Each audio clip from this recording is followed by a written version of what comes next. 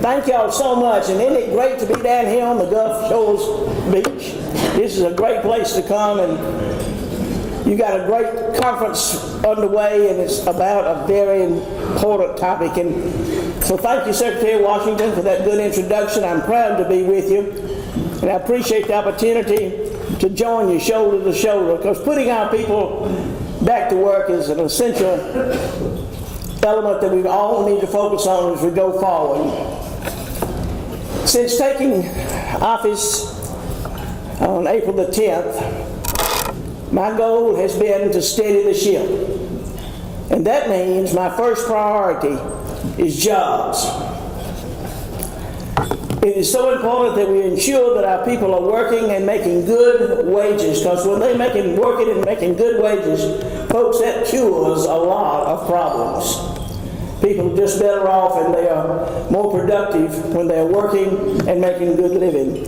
And y'all being here today in this big number, I'm told this may be one of the largest groups you've had.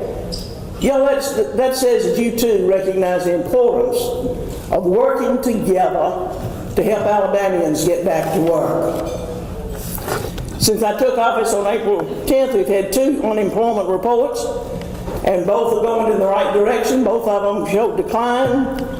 The numbers for April 2017 show that we have more than 2 million folks in our workforce, and our seasonally adjusted unemployment rate now is down to 5.4%. Now that's good news, but it's not good enough.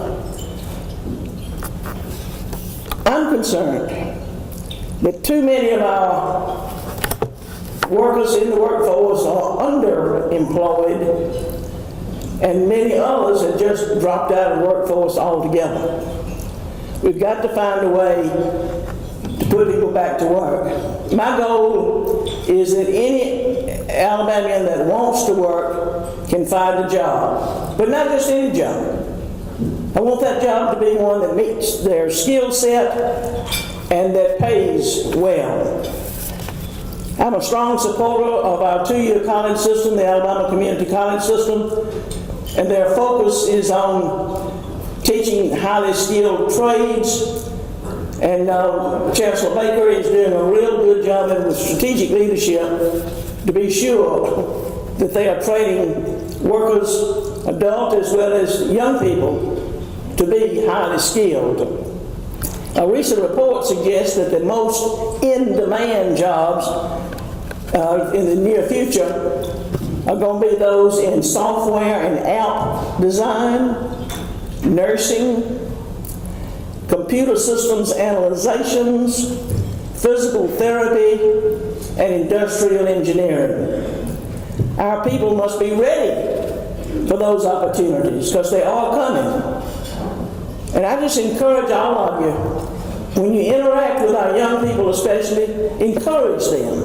Encourage them to pursue skill training.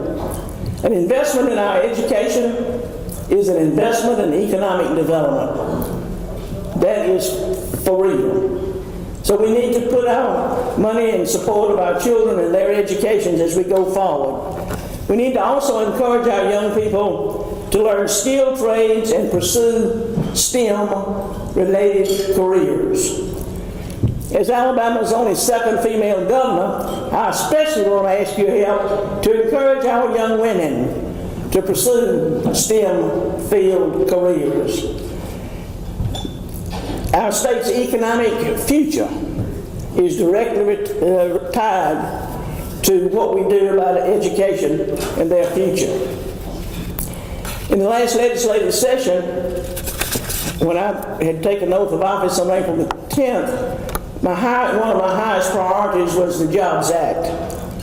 The Jobs Act gives the state the ability to use effectively tax credits to attract new businesses and entice existing firms to expand.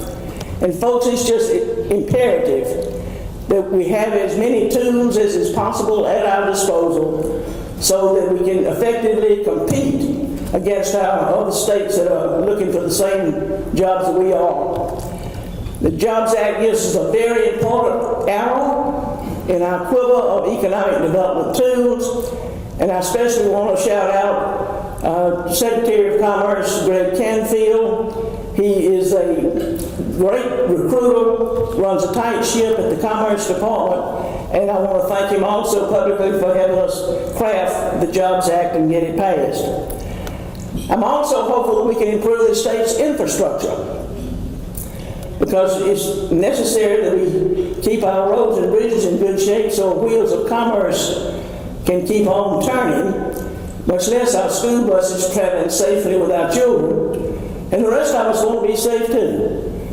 So as we commit to improving our infrastructure, we'll also be growing some new jobs to fill those projects that are under construction. Of all the things that I get asked to do as governor, I think the one that is top of my favorite list is making job announcements and investment announcements. I enjoy doing that because that means people are going back to work. And since I took office just a little under 2 months ago, I announced that James Hardy Building Products will build a brand new manufacturing facility in Prattville. They're investing $219,250,000, and they will hire at least 205 Alabamians with an average hourly wage of $25.80. So that is a good deal of business. And also, Georgia Pacific recently completed $388 million worth of upgrades on its mill over in Bruton. And then they've already announced an additional $50 million that they're putting into that project. Since day one, I have been declaring that Alabama is open for business. And with these kinds of economic successes that we're having and other projects as well, we can be assured that our folks out there are hearing us loud and clear. And that's what we want everybody to know, is Alabama is open for business. Alabama has low taxes, low regulations. We are constitutionally protected right to work state, and we have hard-working, highly skilled workers. We've got what it takes to be successful in Alabama. Just as our beaches are a destination place for tourists and certainly for conferences like this, I want every corner of our state and in between to be destinations for business investment and expansions. I just do thank you for letting me be here with you today. I'm honored to share your mission and your purpose. I'm thankful for all the things that you do to innovate, to work together, and to ensure that the people of our state are pursuing meaningful careers and that they are well-paying jobs. I am thrilled at what we've done in the last few months, and I'm eager to see what the future holds for us. And so may God bless you and the great state of Alabama and these United States of America. Thank you.